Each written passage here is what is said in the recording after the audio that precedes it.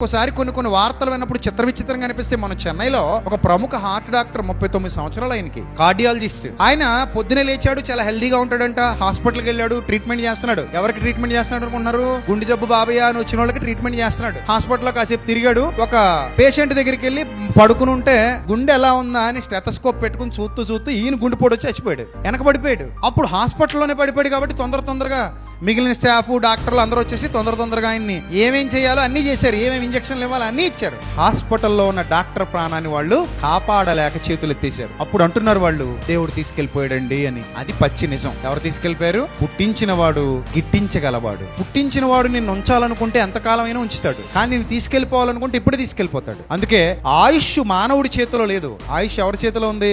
దేవుని చేతిలో ఉంది. నిన్ను పెంచాలన్నా ఆయనే, నీకు దీర్ఘాయుష్ ఇవ్వాలన్నా ఆయనే, నిన్ను ఏ స్థితిలో నిలబెట్టాలన్నా ఆయనే. ఆయన మీద ఆధారపడాలి తప్ప నీ సొంత నిర్ణయాలు తీసుకోవడానికి వీలు లేదు.